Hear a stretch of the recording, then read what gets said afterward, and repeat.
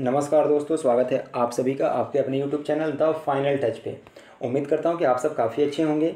चलिए स्टार्ट करते हैं हमारा आज का ये मोस्ट इंपॉर्टेंट क्वेश्चन का सीरीज, जो कि आपके आगामी रेलवे एनटीपीसी ग्रुप डी और स्टेट पुलिस एग्ज़ाम के लिए काफ़ी ज़्यादा इंपॉर्टेंट है। ठीक है, इसमें मैं ऐसी क्वेश्चन सेलेक्टिव लेता हूँ कि जो आपके एग्ज़ाम में बार बार रिपीट हुए हैं और आगे भी पूछे जाने की संभावनाएं रहती हैं उनकी।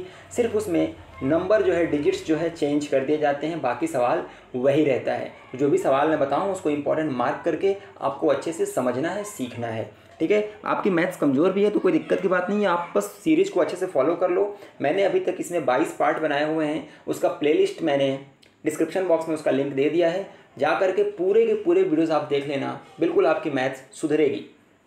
चलिए स्टार्ट करते हैं हमारा आज का पहला क्वेश्चन। तो पहला सवाल ये है कि यदि 1200 रुपये को एक निश्चित ब्याज दर से निवेश करने पर 3 वर्ष के अंत में 1400 प्राप्त हुए, तो 150 रुपये को 5 वर्ष के लिए उसी ब्याज दर पर निवेश करने से कितने रुपए प्राप्त होंगे।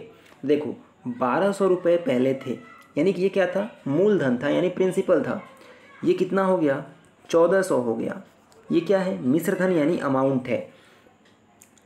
कितना इसको ब्याज मिला, 200। और यहाँ पे बताया नहीं गया है कि वह चक्रवृद्धि ब्याज है कि साधारण ब्याज है, तो हम वहाँ पे क्या लेंगे, साधारण ब्याज देते हैं। ठीक है, तो 3 साल में हमको 200 रुपये का साधारण ब्याज मिलता है, तो 1 साल में कितना ब्याज होगा। अगर 3 साल में 200 है तो 1 साल में 200 बटे 3 रुपये जो साधारण ब्याज हो जाएगा। अब हमें यहाँ पे रेट निकालना होगा कि रेट क्या होगा। तो 1200 रुपये हमारा क्या है, मूलधन है, और उस पर 200 बटे 3 क्या मिला है, हमको ब्याज मिला है एक साल का। तो 200 बटे 3 डिवाइडेड बाई 1200 गुणे 100, यानी ब्याज अपॉन मूलधन इंटू 100 कर देंगे तो ब्याज की दर निकल आएगी। 200 छके कितना होता है, 200 इंटू 6 हो जाता है 1200, और यहाँ पे क्या हो जाएगा, 3 2 जा 6, सॉरी 2 3 जा 6 और 2 50 जा 100। तो ये कितना बन गया, रेट कितना हो गया आपका, रेट इज इक्वल टू 50/9% आ गया। ठीक है, 50/9% ये आपका रेट आ गया, ब्याज की दर आ गई। अब आगे हम सॉल्व करते हैं क्वेश्चन को। देखो रेट हमारा आ गया 50/9%। हमें अब निकालना क्या है कि 150 को अगर 5 वर्ष के लिए उसी ब्याज की दर पर निवेश किया गया तो कितने रुपए प्राप्त होंगे। तो 150 रुपये है, 150 पे 5 साल के लिए ब्याज की दर क्या है, 50/9%। ठीक है, और यहाँ परसेंट है, परसेंट की साइन हटाने के लिए यहाँ पे हम 1/100 लिखते हैं। अब इसको हम सॉल्व करेंगे, 0 से 0 कैंसिल हो जाएगा, 10 बचे 50 हो जाएगा, 3 3 जा 9 और 3 5 जा 15, 5 बचे 25 और 5 125। तो SI यानी कि जो साधारण ब्याज आया वह कितना आ गया, 125/3। अब इसको आप अगर और सिंप्लीफाई करोगे तो 3 चौके 12, 3 एकम 3, ठीक है, और 3 छके 18, 41.6 इस पे क्या आ जाएगा आपका, SI यानी कि साधारण ब्याज आ जाएगा। अब जब आप इसको सॉल्व करोगे तो देखो क्या होगा कि आपका प्रिंसिपल यानी कि मूलधन कितना है, 150, और ब्याज कितना मिल रहा है, 41.6 रुपये। तो कुल मिला के ये कितना हो जाएगा, 191.6 रुपये इसका क्या आ जाएगा, मिश्र धन यानी कि अमाउंट हो जाएगा। ठीक है, अमाउंट 191.60 लगभग होगा।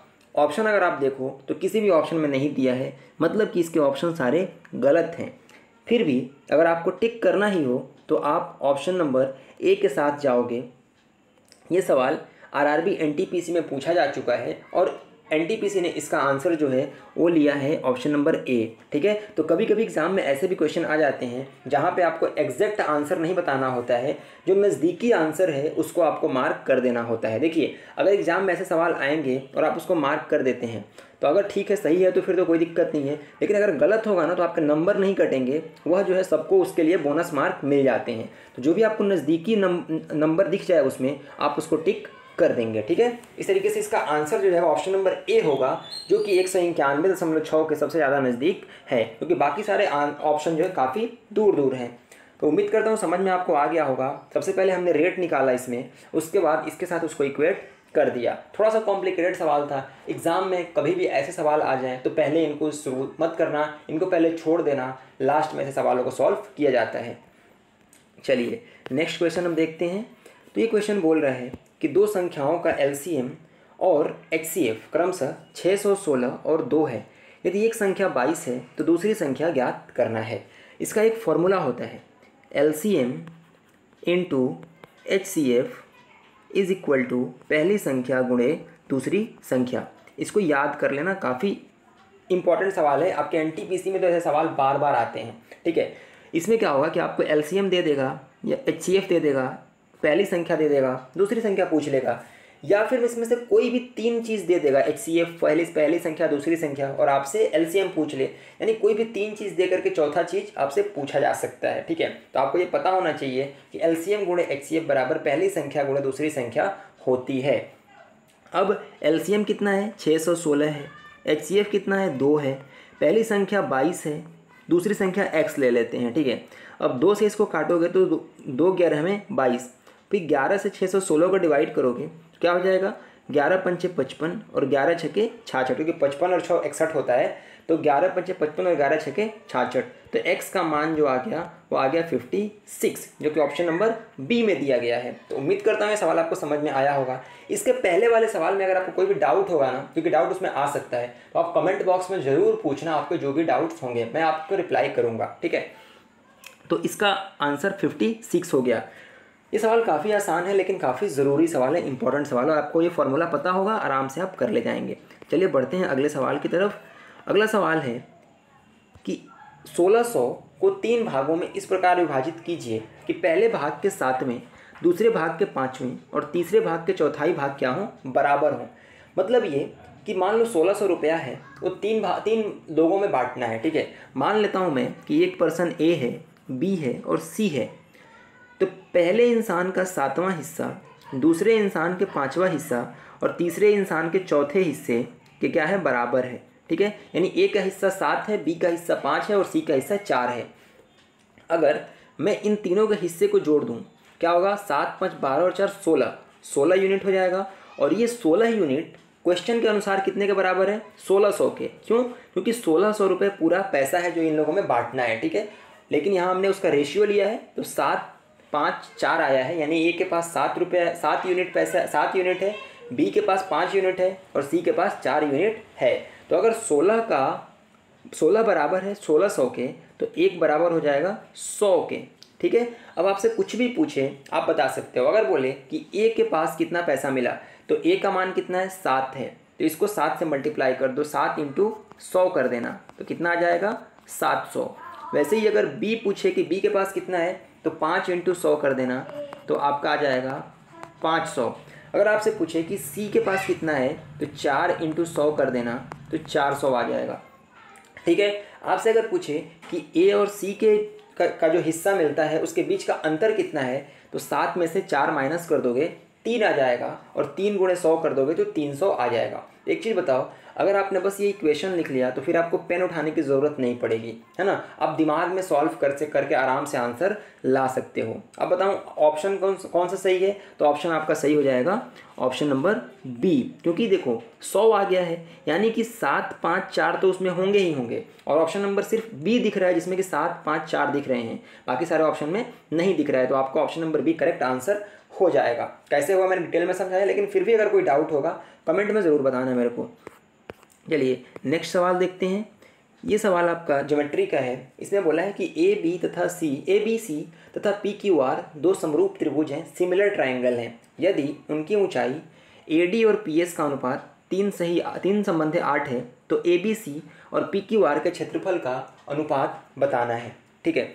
देखो जब भी कोई दो ट्रायंगल समरूप होते हैं तो उनका जो एरिया होता है, मान लो A1/A2 है, उसका अनुपात उसके ऊंचाई के वर्ग के अनुपात के बराबर होता है, ठीक है, या फिर उसके पेरीमीटर यानी परिमाप के वर्ग के अनुपात के बराबर होता है, ठीक है। ये आपको याद रख लेना है, ये कॉन्सेप्ट है सवाल का, इससे आपको ये चीज़ सीखना है। अब हम आते हैं अपने क्वेश्चन पे। तो मान लो कि ये आपका ABC का एरिया और PQR का एरिया, ठीक है, निकालना है, उसका अनुपात निकालना है। तो यहाँ पे क्या दिया है, ऊंचाई का अनुपात 3/8 है। 3 संबंध है 8 मतलब क्या होता है 3/8, तो 3/8 है। और मैंने क्या बताया था कि जब भी दो ट्रायंगल सिमिलर होंगे तो उनका जो एरिया का अनुपात होगा वह उसके ऊंचाई के अनुपात के वर्ग के बराबर होगा। तो यहाँ पे आप स्क्वायर कर दोगे, 3 का स्क्वायर 9 होता है, 8 का स्क्वायर 64 होता है। तो अनुपात क्या आ गया 9 संबंधे 64, जो कि ऑप्शन नंबर सी में दिया गया है। ठीक है, तो इस तरीके से आप इस सवाल को आराम से सॉल्व कर ले जाओगे, कोई दिक्कत इसमें नहीं होगी, पेन नहीं उठाना पड़ेगा ऐसे सवालों में। ठीक है, चलिए अब हम करते हैं हमारा आज का लास्ट सवाल। इसमें आपसे मीडियन पूछा है। देखो, रेलवे एनटीपीसी हो या फिर ग्रुप डी हो, अगर स्टैटिस्टिक्स के सवाल आते हैं तो सिर्फ 3 टॉपिक से आपके आएंगे स्टैटिस्टिक्स में, मोड यानी कि बहुलक, मीडियन यानी कि माध्य, और मीडियन यानी कि माध्यिका, और मीन यानी कि माध्य, यानी माध्य, माध्यिका और बहुलक, इन तीनों चीज़ों से सवाल ही आते हैं अधिकतर। कभी कभी स्टैंडर्ड डेविएशन यानी कि मानक विचलन भी पूछ लिया जाता है। तो यहाँ हम बात करेंगे, माध्यिका निकालेंगे इस सवाल में। कैसे निकलेगा समझते हैं। देखो, एक सीरीज़ दिया गया है 15, 13, 16, 19, 21, 29 और 10, उसका मीडियन बताना है हमको। तो मीडियन जब भी निकालना हो और ऐसी सीरीज़ दी गई हो, इसको हम असेंडिंग आर्डर यानी कि बढ़ते क्रम में, मतलब कि सबसे छोटी संख्या को सबसे पहले, उसके बाद उससे बड़ी, उसके बाद उससे बड़ी और लास्ट में सबसे बड़ी संख्या लिखते हैं। तो यहाँ सबसे छोटी संख्या 10 है, उसके बाद 13 है, उसके बाद 15 है, उसके बाद 16, उसके बाद 19, उसके बाद 21, फिर 29। इस तरीके से ये सीरीज बन गया। अब काउंट कर लेंगे कि कितने नंबर इसमें हैं, तो गिन लेते हैं। 1, 2, 3, 4, 5, 6, 7 अंक इसमें दिए गए हैं। तो अगर ये सीरीज में जो पदों की संख्या है, टर्म्स जो है ऑड है यानी कि विषम है, n बराबर अगर 7 आ गया, तो जो माध्यिका होगी वह n+1/2th टर्म होगी। ठीक है, n के जगह पे 7 रख लेंगे, तो n के जगह पे 7 रखा, 7 + 1/2 यानी कि 8/2th टर्म, यानी कि 2 चौके 8 यानी 4th टर्म हमारी क्या हो जाएगी, माध्यिका हो जाएगी। तो फिर यहाँ से हम गिनेंगे, पहला टर्म ये, दूसरा 13 हो जाएगा, तीसरा 15 और चौथा टर्म क्या है 16, और चौथा टर्म क्या हो जाएगा हमारा माध्यिका होगा, जो कि ऑप्शन नंबर बी में दिया गया है। तो जब भी पदों की संख्या विषम हो तो हम क्या करते हैं, जो माध्यिका होगा वह n+1/2th टर्म होता है। और यहाँ n का मान 7 है, तो इस फॉर्मूला में रख देंगे, तो 7 + 1 8/2 यानी कि 4th, 2 चौके 8 हो जाएगा, तो 4th टर्म हमारी माध्यिका हो जाएगी। फिर यहाँ से गिन करके हम लगा देंगे, ऑप्शन नंबर बी हमारा सही आंसर हो जाएगा। उम्मीद करता हूँ कि सारे सवाल जो मैंने बताए हैं आपको अच्छे से समझ में आए होंगे। अगर किसी भी सवाल में कोई भी डाउट हो तो आप कमेंट करके मुझे ज़रूर बताना, मैं आपके हर एक क्वेरी की रिप्लाई करूँगा और आपका जो भी समस्या होगा उसको दूर करने की कोशिश करूँगा। आपको जो भी सुझाव हो वो हमें आप ज़रूर दें। मिलेंगे अगले वीडियो में, तब तक पढ़ते रहें, आगे बढ़ते रहें। जय हिंद।